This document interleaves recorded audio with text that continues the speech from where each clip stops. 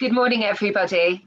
My name's Amanda Marquez, and I'm a director and co-owner at Cohesion. And we're really pleased to be taking part in the Care England Tomorrow's World Conference. Gosh, it's certainly been a relentless year to date, with even more challenges than we all normally face in social care.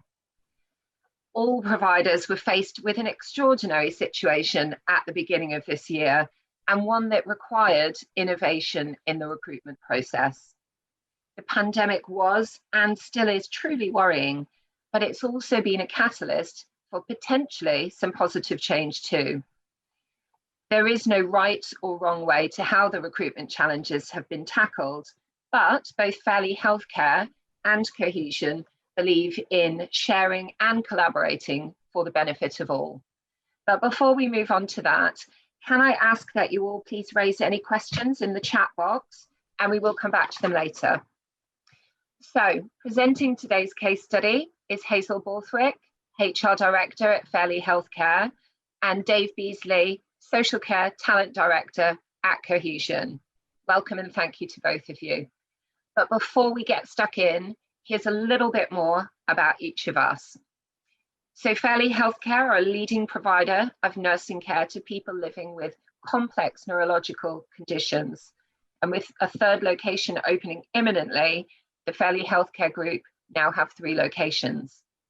And Cohesion are a social care recruitment and workforce specialist dedicated to improving recruitment and retention in health and social care. So now I'm going to hand you over to Hazel to share the background of the project. Over to you, Hazel. Thank you, Amanda. So the start of 2020 presented lots of recruitment challenges for us here at Fairley Healthcare.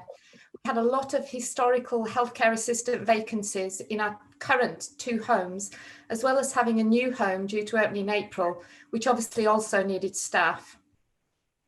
So in early March, we launched and advertised a new carer progression scale, which defines a clear progression pathway along with a new pay scale based on the achievement of various competencies, such as tracheostomy, PEG, and ventilator competencies. This received a phenomenal response, and we received approximately 500 applications practically overnight. And then, of course, COVID hit us and the country went into lockdown. Because of COVID, we had an increase in sickness absence, putting even more demands on our existing workforce. The hiring managers were busy dealing with these increased staffing shortages, as well as all the other challenges the pandemic brought us all, and they simply had no capacity to shortlist and interview. The existing recruitment team were also struggling to deal with the sheer volume of applications using our existing recruitment process, and there was a massive bottleneck at a point when application levels were much higher than normal. So we had this situation of high vacancy numbers, increased sickness absence, lack of operational capacity to interview, and really high internal pressure to fill the vacant roles. Our recruitment ratios were really poor, which was due to the current recruitment timeline, which was much longer than we would have liked. We did have some capacity for pre-employment checks within the team, but we didn't have nearly enough to cope with the influx required over the next 6 months. It wasn't a comfortable place to be, with potentially 150 new staff needed across our sites, including our new service. And this is what led us to consider alternatives. We also had a very high agency usage, spending around about £850,000 a year on agency staffing for just healthcare assistants alone. We needed some support, and that's when I contacted Amanda at Cohesion. So the campaign went live in May for 6 months, and we've successfully recruited 87 new starters during that time. I'll now hand you over to Dave, who will take us through the process we implemented and the results we achieved. Thank you, Hazel. Great introduction there. Good morning, everybody. Thanks for joining us. So on screen, you'll see the recruitment process that we followed. And what I hope you'll see is a typical recruitment process, but actually one that we know works in finding and assessing the best talent. Albeit what we've done is brought what we can online, and we've digitalized aspects that have traditionally been offline during a recruitment process. So we advertise the vacancies, manage candidates through the process. That involves screening, completing values-based telephone interviews, and booking successful candidates for video interviews with the existing recruitment and clinical teams. Now, we also implemented Care Character, which is an online psychometric assessment specifically designed for the care sector, which assesses candidates against 7 core qualities. These were built around the PhD. We recently sponsored recruitment in the UK care sector, and the output of Care Character being 2 reports. 1 report for the candidate to give them support on preparing for their interview, and 1 for the hiring manager showing their potential against the 7 qualities of care, and tailored interview questions that can be used to probe these qualities and support the decision-making process. Now, a benefit to using Care Character is that it will absolutely support candidates to perform as best as they can during the interview, but it will also support the hiring managers to keep values-based recruitment at the forefront, supporting them to make better hiring decisions. Now, once an offer has been made, Cohesion then moved candidates through to the compliance and pre-employment stages of the process. And once candidates were ready to start, they were booked onto the next induction date. Whilst not suitable for Fairly, some of the clients we've worked with introduced online inductions. And one example I wanted to share with you was where one provider was conducting an intake of inductions weekly. They held 2 online days every Tuesday and Wednesday. And then day 3 was when the candidates joined the particular care home itself. So that was their first physical day in the care home.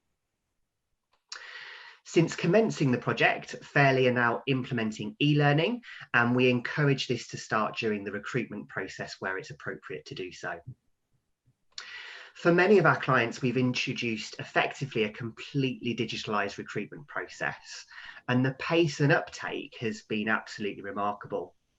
If I think back and compare it to the switch from moving from paper CVs being sent in the post to asking for online to moving to online applications, to then transitioning across to now where we're at. If I look at how quickly we implemented video interviews, that actually happened practically overnight. So a very quick transition in comparison. So if we look now at the key results from the project, we're delighted to share these. We appreciate we had a strong wind at our back in some of the areas. We saw higher application levels right across the sector, definitely more interest and PR around working in health and social care, and of course they played a part. But to share some of the results with you, we saw a really healthy uptake of video interviews via Zoom. So 3/4 of those booked attending. Nearly 90% of all candidates that were interviewed were deemed suitable and either offered a position or placed into the talent pool for future consideration.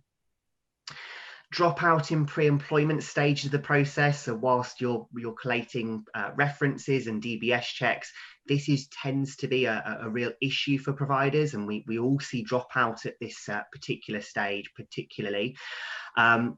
Really pleased to report that this sat at 20% for this particular project. Now, we typically report a dropout of between 20 and 25% for the clients that we manage pre-employment for. We know some providers tell us this can be as high as 50%, so really, really promising to see.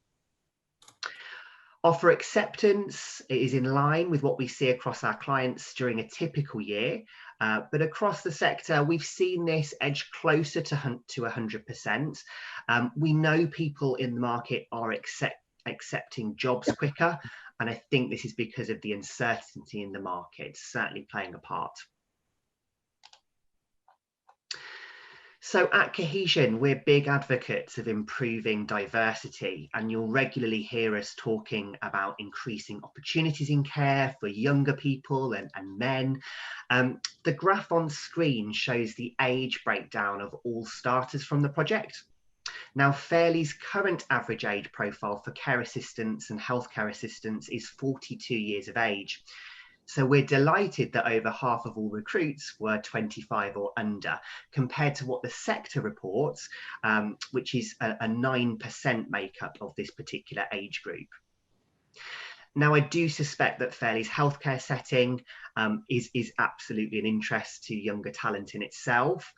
But as Hazel mentioned, demonstrating the career progression opportunities, I think also has really supported that for younger people.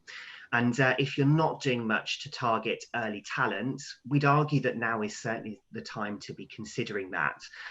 One obvious approach being through apprenticeships, and a recent UCAS report found that almost half of college and sixth form students are interested in applying for an apprenticeship starting next year, but that almost 60% need more information before making that decision. So they need more information from us as care providers. Get My First Job findings also have looked at some comparisons. So looking at the data from July to September this year to the same period last year, the desire amongst school, college and university leavers to work in health and social care has risen by almost 80%. Schemes like Kickstart are worth exploring if you haven't already. So Kickstart is an opportunity for employers to source funding to offer 6-month placements for 16 to 24-year-olds who are not in education, employment or training. So it's certainly worth looking at it if you haven't already. Now, a consideration worth bearing in mind is that you do need to support younger people. You need to develop the meaningful learning pathways for them. If we look at the latest Skills for Care State of the Adult Social Care and Workforce report, turnover of young people is much higher. So for those under 20 years of age, turnover across the sector is reported at 46.9%. So you really do need to consider that and think about how you're going to aid retention, particularly around that age group. In terms of gender diversity, so the sector reports a makeup of 18% males. The project recruited slightly higher at 22%. You'll absolutely hear us continuing this piece of work. So things like adult adverts, specifically targeting males, sharing good news stories on our website, Care and Support Jobs. So lots around that we'll continue to do. So I hope that was interesting. I'm now going to invite Hazel to share some of the feedback we've received internally now. Thank you, Dave. So I was really pleased with the feedback we received during the project. My team have had lots of passing comments from existing staff about how good the new starters are. And our senior trainer has commented that new starters are engaged and seem to be learning much quicker. On screen, you'll see that the support the process provided for both the hiring managers and the candidates had a real impact, which is surprising given that Zoom interviews were new for us all. We also received some feedback to suggest that some new starters without prior experience struggled in their first few weeks, which is not surprising. We work within a really challenging environment, and prior to this project, we had already looked into creating videos about our homes and the residents we support to share with the candidates as part of the recruitment process. This work is even more vital now and will continue as soon as visiting restrictions to the homes are lifted. We're also looking at a buddy system to support new starters settle in as well. Thanks, Hazel. And we also wanted to share some new starter feedback. So we're at a point where we've spoken to almost 60 starters as part of the retention interview programme we're also running for Fairlie Healthcare. So at weeks 2 and at weeks 8 into a new starter's role, we will pick up the phone and we'll make sure that they're settling in well and see how they're doing and how their initial training's going and the actual work itself. So we wanted to share some of the comments we've received as part of those calls.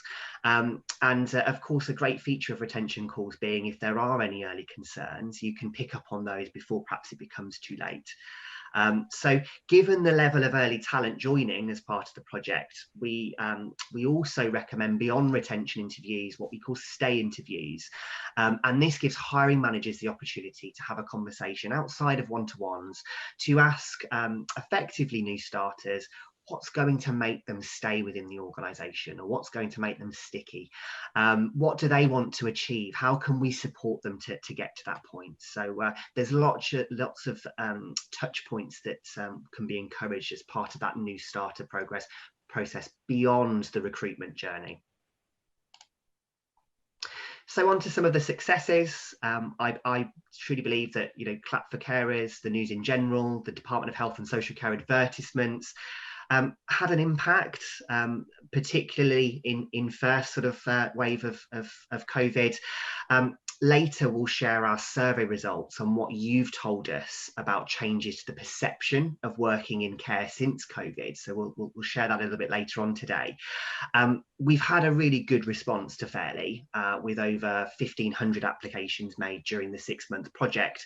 And I think, as I've mentioned, the pathway that Fairly offer is appealing to those with or without experience, alongside an accolade of outstanding CQC ratings across their 2 existing homes. Early retention figures are really encouraging. So 91% of starters are still in place. We do expect that to change, of course, albeit we know Fairly do report a really strong retention rate as an organisation. Of course, the sector reports just over 30% turnover overall. So we do expect a dropout. Agency spend has decreased steadily throughout the year alongside running the campaign. It was reported at £2,700 in September for healthcare assistants, so a massive difference. That's now in just 1 home due to a shortage in senior healthcare assistants who need a very specific set of competencies. And if we look back, average monthly spend in 2019 was £70,000 per month. So you can see the difference that the project has supported to make. On the whole, no negative impact, the changes to the process and the bits that we've brought online. Access to regular video interview slots has definitely helped us move candidates through a process quickly. We know the market is very competitive, so speed is an element of a positive recruitment process. I think there's always a real concern that when you start changing processes or moving things online, it may put people off and they may start to withdraw. But this wasn't the case, because as a sector, we all needed to embrace that. And I think, we've shown the results that support that too. I spoke about speed a moment ago, and anecdotally, we know that recruitment was taking fairly longer than needed. So in some instances, 3 months for a recruitment campaign. And during the project, time from screening an application to an offer took 7 days. And pre-employment was 21 days. And this was supported by allowing candidates to start on a part compliant reference status. So where we had 1 satisfactory reference, whilst we were waiting a 2nd reference, so long as we had all the other checks in place, the candidate could start. So the uptake of video interviewing is really encouraging. Implementing e-learning, the next step is really supportive of onboarding new starters quickly and safely. We know Fairly are going to look at how to develop their own technology and ATS systems to support automation through the process. And we do support that as long as there's still that human touch throughout the recruitment process as well. So are we there yet? It's hard to say. We suspect things like referencing, CQC requirements will probably go back to pre-COVID rules. Will we see DBS checks creep back up in terms of completion times? Maybe. We will have to see, but certainly some benefits to take from this period. But of course, every project brings its challenges and learns. From the outset, we shared our findings from previous campaigns and from recruiting right across the sector that we genuinely see better results where we recruit to values. We recruit those without experience rather than focusing on somebody who might have experience within the sector. There was arguably skepticism internally around that because of the nature of services that Fairly provide. We truly believe that we've won round the hearts and minds in most instances, and overall feedback on new starters has been really encouraging. Candidate market changes. So we saw a 10% increase in the withdrawal activity across the sector for the providers we recruit for. Typically that's more so at the start of the pandemic. Were some candidates click happy? We think so. And I think, after the last lockdown, the reopening of retail and hospitality caused a reduction in that candidate engagement. Are we seeing applications thrive again during the second lockdown? Maybe not as high, but do capitalise on that if you're starting to see that. But remember, we do expect higher withdrawal where we see higher application rates. And this will probably sit further at the start of the process itself. Increased applications and conducting telephone screening every day has meant we weren't always able to move people through that quick process I've described. Fairly still had to provide a service, busier than ever, of course, and can only offer so many interview and induction slots. So where it did work well was where we had more resource readily available to conduct video interviews, and where we saw a dip or change in resource that did have an impact. And of course, compliance, we're always reliant on multiple parties in order to complete referencing. So of course, companies were in some cases inaccessible, unresponsive in some instances. We also saw some delays on the sign-off of compliance packs and the provision of start dates from the homes. But of course, it was just an unfortunate thing and something just due to the sheer volume that we were bringing on board. So if we move on to the legacy piece now, what can we look forward to? What can we take from the project and what will continue? So Hazel, over to you to share your thoughts first. Okay. So continue to recruit on values. As we've mentioned, there's been a big change in the internal perception of recruitment and values-based interviewing. Managers and experienced team members have all seen an increase in the quality and engagement of the candidates using the new process. The high offer rates and conversions support the decision to use values-based interviewing and take managers on that journey with us. Changes in the recruitment process. I think for us, video interviews are here to stay, certainly for some roles and certainly for the foreseeable future. The only negative being, as we've discussed, is that the candidates were not able to see where they'd be working and the environment and the residents that they'd be caring for. So as we've already mentioned, we have this project which will bring some of this to life through videos. Thanks, Hazel. And a couple on screen from me. We know media can be really negative at times, but there are so many good stories in care and healthcare that we just need to make sure we're continuing to sell them really and share those stories. And we've certainly seen more organisations invest in technology, whether that be for interviewing or for online learning or for online inductions. So not only has tech helped us to engage and assess and onboard people more quickly, but the outlook very much seems digitally focused for the future.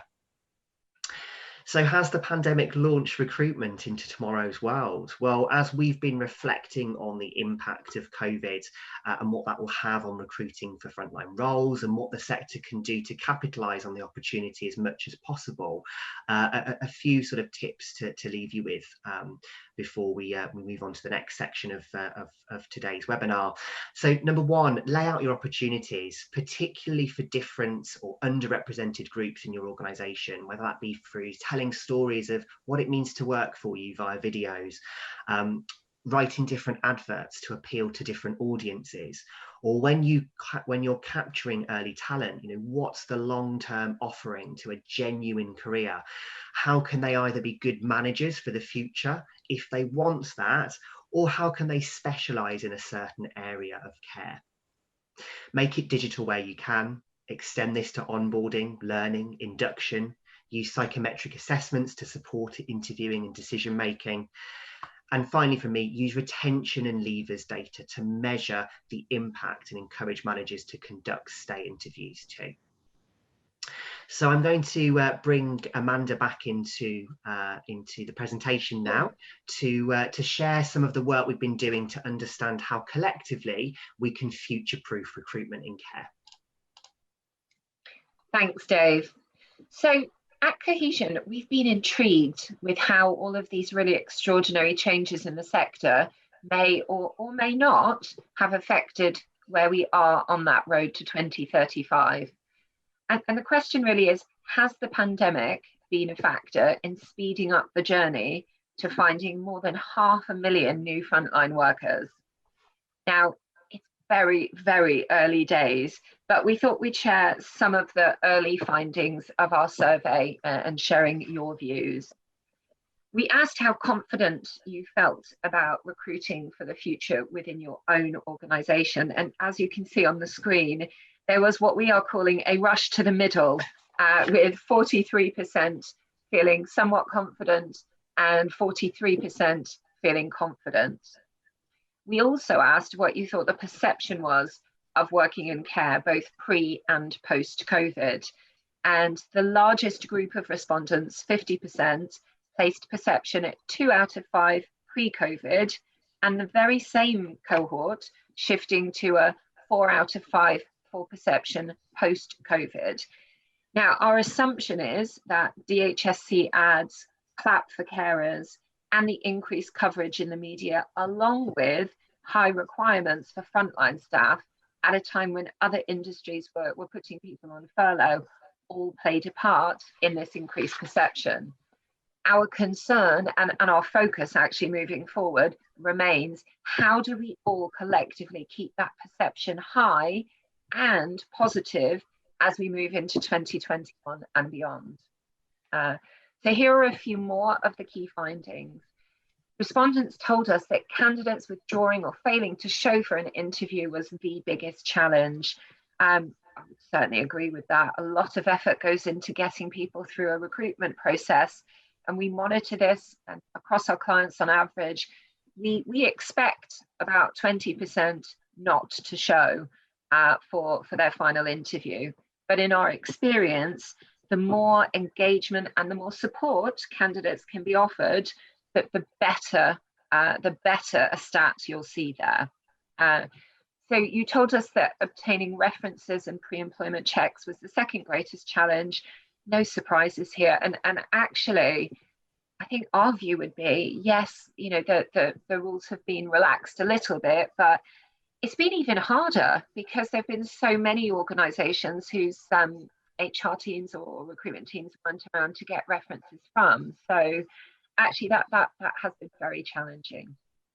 You told us that hiring managers need support with conducting interviews and sifting applications. Again, we think there can often be a skills gap from recruitment teams to hiring managers whose roles are much bigger than just recruitment. So it's really important to have tools, guides, and support in place to make sure that the operational teams are in the best position to make the right hiring decisions, and more importantly, that they're using values-based recruitment methods, because that really is the only way we're going to hit those 2035 targets. 90% of you told us that you expect video interviewing to continue in the future. Now, we've had a couple of good questions about that we'll come back to later. This is really interesting in light of what we heard from Hazel today. So video interviews are a really effective tool to speed up the recruitment process. But in our opinion, they do need to go hand in hand with other learning and experiential tools to make sure that candidates understand the environment that they're going to be working in. And we've got some really good advice coming up later in our videos from Altura about this, so do listen out for that. 75% would like to see more automation in the recruitment process. Here. However, we do strongly believe that automation needs to be engaging rather than impersonal for candidates that apply. And 66% would like to collaborate with other care providers for shared access to references and other pre-employment requirements. Certainly agree with this. Not sure I've got the answer to it yet. And we wonder how this can be achieved. It's certainly something that we are watching with interest. Now, we are going to be continuing to gather the opinions of providers and are going to take a much deeper dive into the findings of our future proofing survey next year. And details of this you will be able to find on our website in the coming weeks. But we really hope that you can join us for that. And we would encourage you to participate if you haven't done so already. So again, I've been preempted by one of the questions here. We've shared the preliminary survey results. We've shared our case study of Fairley Healthcare. We wanted you to now hear from some of the experts in our network, both providers and industry partners. So we asked them about COVID's impact on recruitment. We also asked their opinions on what they think we should do to really keep hold of that new talent that's been attracted to the sector during the course of this year. So let's hear what they have to say. There will be a slight drop of sound as we move to video.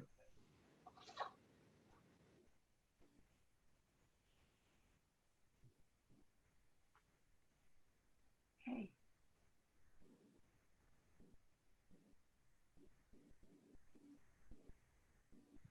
Hi guys, Neil Eastwood here. Just thinking of the question of how we retain talent that's joined us during the COVID period. How do we take steps to make sure they stay? And we are hearing uncertainty amongst care providers about whether their staff turnover is going to get worse than people who've joined during furlough, for example, or because they needed local work and may be returning to a previous career or occupation after this period. Now, obviously, there's a limited amount you can do if people really don't feel that care is for them, but there are certain steps we can all take. And I think a lot of this starts in the recruitment process. So looking for those markers of high performance and using channels such as employee referral being the most successful of those channels to find people that have the right values in the first place. And once you have that as a bedrock, you're much more likely to keep them.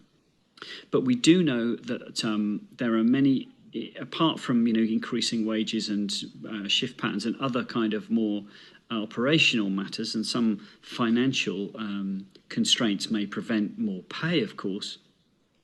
You need to look at what you can do in the first 90 days of employment and beyond. And I think if I had to pick one thing in the first 90 days of employment, then peer mentoring or buddying is the most successful HR intervention that you can do to reduce staff turnover in this period. And that means finding experienced members of staff from the existing team to take these new starters who, by definition, if they've come from another sector during COVID, won't have experience of the care sector and may feel very uncertain and desperately need support. And so peer mentoring is a very effective way of doing that. It's also an effective way of giving the more experienced member of staff, the mentor themselves, a feeling of personal and professional development. And then the other thing more widely, I think, which we often forget to do, is to regularly show appreciation to staff.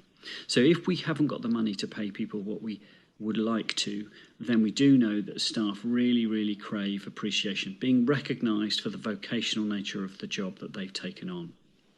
And the way of doing this, very smart little trick, is to ask supervisors and managers that every day they must find at least one person who's doing something well or good, example of good work, and praise them for it. And record what that was and who did it in a book in the office, for example. And then you have very quickly, rapidly building a record of evidence of good things that are happening, and you can use that to write to people's homes, to the staff homes, saying, I heard you did this thing, well done. If you try and incorporate that into a supervisor or a manager's day, they will always be thinking and looking for examples of good behaviour. And it works very, very well. So the more appreciation, the better. I hope that helps. It's really interesting how fast things have changed in terms of digitising the recruitment process due to COVID. And I think I'd like to look in a couple of minutes at some of the positives and potential pitfalls that I've seen by talking to many, many recruiters through this period. And I think we've had some obvious benefits. The DBS Fast Track, for those of us in England, has made a big difference, I'm hearing. And moving to video interviewing has dropped no-show rates massively. I do think, however, we lose a little from not meeting people face-to-face, and perhaps we can't pick up some of those non-verbal cues that we might have done as interviewers in the past. Overall, the efficiency of moving to a digitised recruitment process is overwhelmingly positive. However, I am cautious that we shouldn't remove the personal touch and the relationship building that you get and that is craved by really good future care staff. And so it's very important not to use technology to ignore this personal connection and learning about people's stories and their pathway and why they want to come and work in social care, I think is really important and shouldn't be forgotten. If you look overall, though, I talk to providers and recruiters, and many of them say they're not going back. They're going to stick with a lot more digitisation than we've had in the past. And I think what that will hopefully do is shrink some of the time from of the application process, and particularly from a job offer to hire. That might improve the time it takes us to onboard people and mean that we get less dropouts. So overall, in my view, it's been a really interesting experiment and overwhelmingly appears to be a positive thing, although we should always make sure that we keep a personal connection and make sure we understand people's stories that are not on the CV in addition.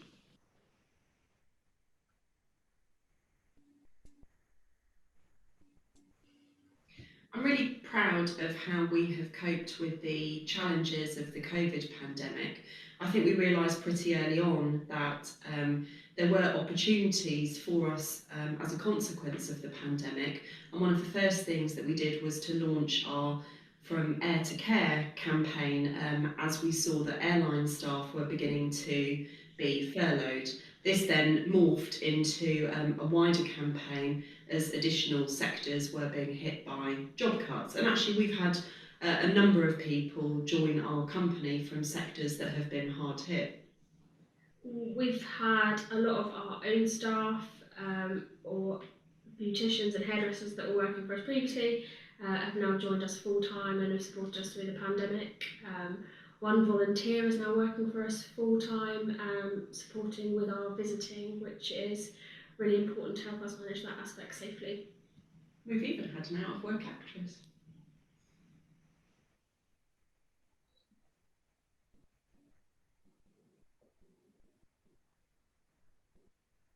Essentially, what we're all doing here is about inspiring people to join your organisation and choose you over your competitors in that highly competitive recruitment market, whilst engaging your staff to stay and develop with you for the long term.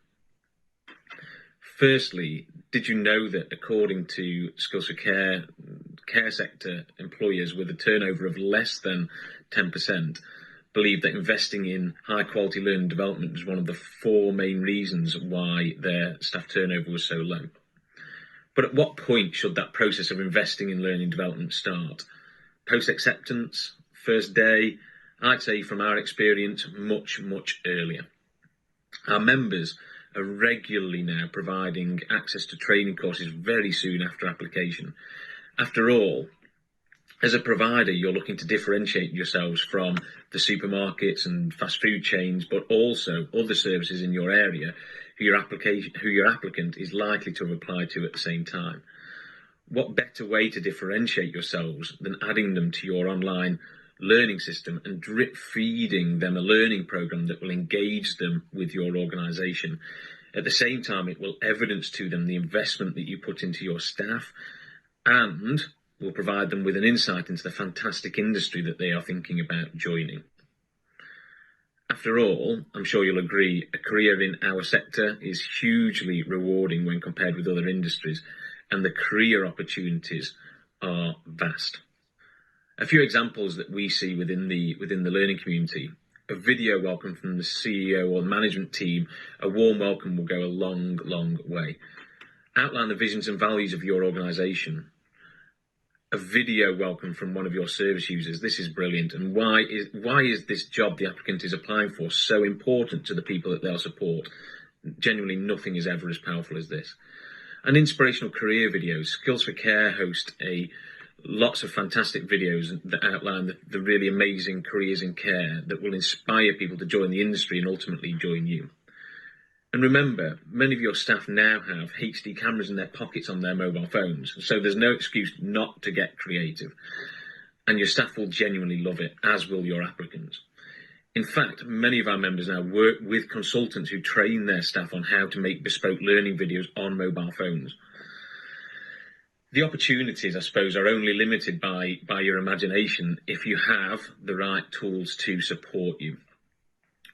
Even better, there are many providers out there with systems for the care sector, which means this actually costs you no extra money than your day-to-day training provision.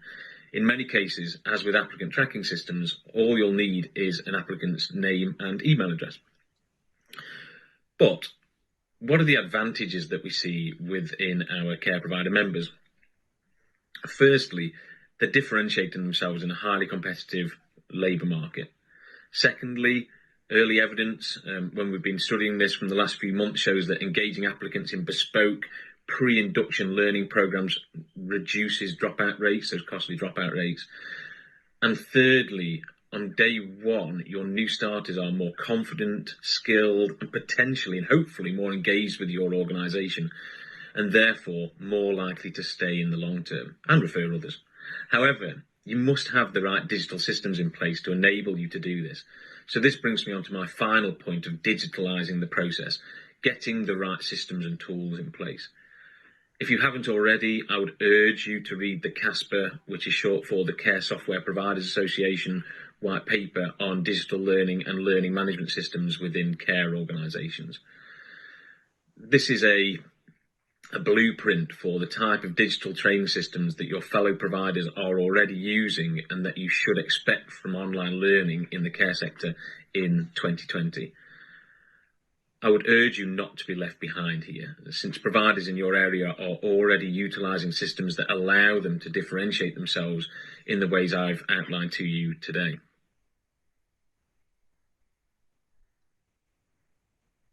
Excellent. Well, look, thank you so much to Neil, to Bruce, to Ruth, and to Alex for participating via video. I think it was a learning experience, but for potentially all of us other than Neil, who does lots of this. So I'm going to turn my attention now to some of the really interesting questions that have been raised through the session. First of which was raised by Andrew Wood. And the question was, how can we, and we talked about underrepresented groups, and we very much focused on young people who are typically less than 10%. But Andrew raises a really important point. What can you do about attracting people who are in their 60s, who might have 20 years where they can participate, where they could potentially work part-time? You know, what's the best way to reach and engage that particular audience? So I'm going to throw that question over to you, Dave, to start us off, and let's see where we get with it. Yeah, of course, no problems at all. Yeah, it's a really important demographic to be considering. I think for me it's about the messaging that you're putting out when you're advertising across, no doubt, the many different means that you do. You mentioned there, and you made mention to part-time, and I think this is the key with any demographic, but that flexibility offering is going to absolutely change dependent on how much flexibility you can offer. We know the shift puzzle is a real difficulty for hiring managers to resolve. Rota planning isn't, of course, the easiest, but we certainly believe and see when we're speaking to older generations that they are looking for that flexibility. Maybe they do want that odd afternoon, or something a little bit different outside of the usual shift pattern that may currently be on offer, and in our experience, very rigid across the sector. So certainly some flexibility. The other thing I would say is, think about the people you already have doing that role. So if you've got other members of staff similar of age, capture their stories and put them in your adverts, video them, share them. Why is it working for them? Why do they love doing what they do so well? And it's a bit of the similar to me effect, in that if you see somebody similar to you doing something, it may well encourage you to do something that perhaps you hadn't thought about doing before. So yeah, for me, it's more about the messaging and the flexibility offering that you can offer. Excellent, fantastic. Thank you very much, Dave.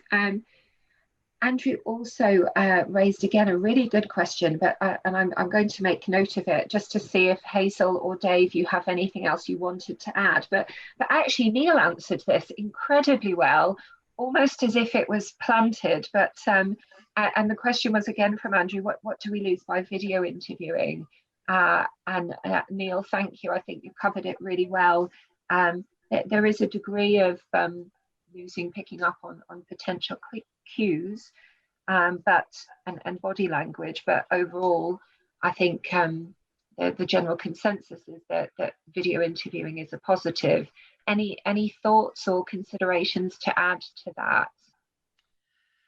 It's a tricky one because we're not meeting face to face. We are all reliant on Zoom meetings, and I think we've all picked up on sometimes it's a little bit more awkward, and you find yourself talking over people or missing prompts that come more naturally when you're meeting face to face. It is a tough one.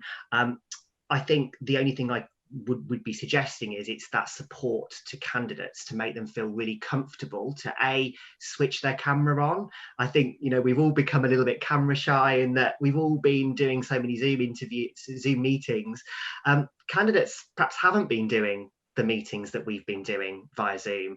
Perhaps they're not used to having FaceTime with employers across videos. So for us, when we're prepping a candidate for that video interview, we're encouraging them to switch their camera on and support them to make it as natural as possible. So I think it is difficult to pick up on body language and certain things, but supporting candidates so that they can do their best and feel comfortable, I think it's going to support it being as close to a face-to-face meeting as it possibly can. Thank you. So Chris Martin Smith raised a question: has recruitment slowed in the last few months compared to May, June and July? I think that this question is a very contextual question, I think, because and certainly we've seen recruitment slow for some clients where their needs peaked earlier this year across the sector. I would say applications have come down somewhat from the peak that we were seeing in April and in May. But again, I think that the individual situations of each provider inevitably has a big effect on this. Any thoughts to share on that, Dave? Absolutely, Amanda, what you've said. We have seen applications come back down to probably normal levels from that sort of March, April time where we all saw that massive influx.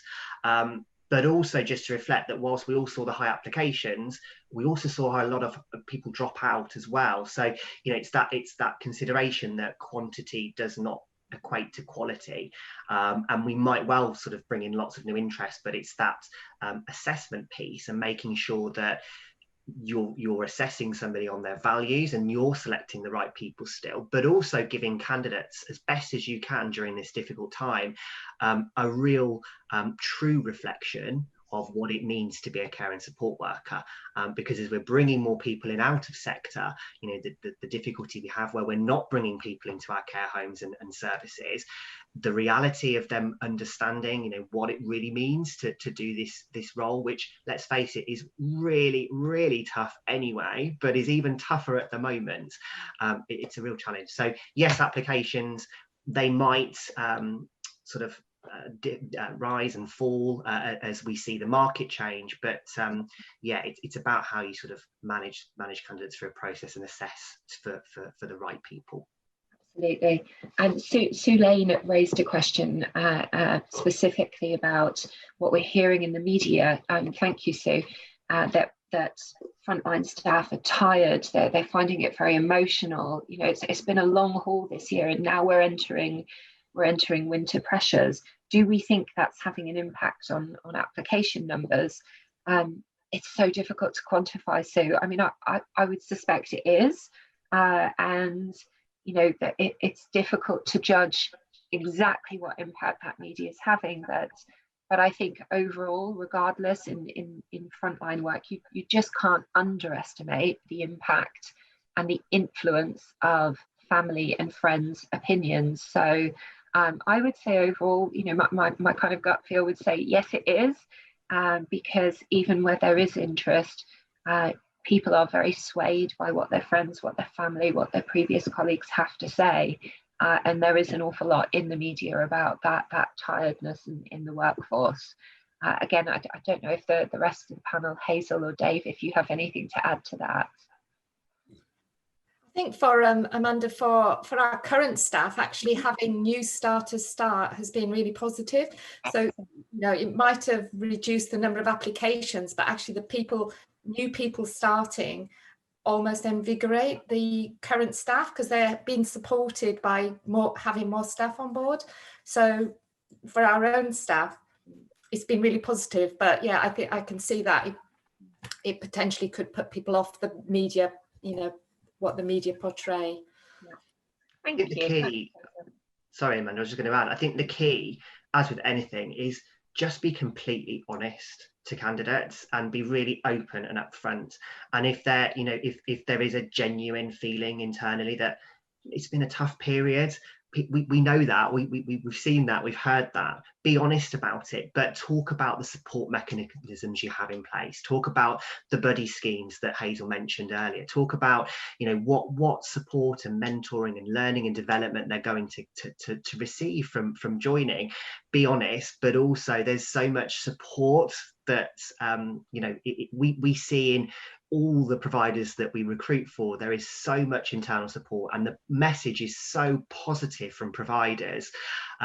You've just got to, you know, keep sharing that with candidates that unfortunately might sometimes only see what's on television and not all the great stuff that is actually happening internally. Thank you. James Ball raised a question about do we think there's going to be a shift to a greater percentage of permanent employees rather than agency staff, and will that carry on as a trend? And again, I feel like I say this a lot. It's very bizarre using the words positive and COVID in the same sentence, but one of the unintended consequences, and particularly around infection control, is inevitably that the agency use has reduced somewhat dramatically across the sector. Certainly that's the case for our clients where we're managing the supply chain. Do we think that's going to continue? As long as the infection control measures are in place and bank workers and agency workers are not able to work in more than one location, I think it probably will be. I suspect that by Q2 next year, that will start to pick up again. But actually, it in itself, I would say it potentially raises a real opportunity for all of us in the sector to think about what we can do now to not go back to those high agency levels in the future.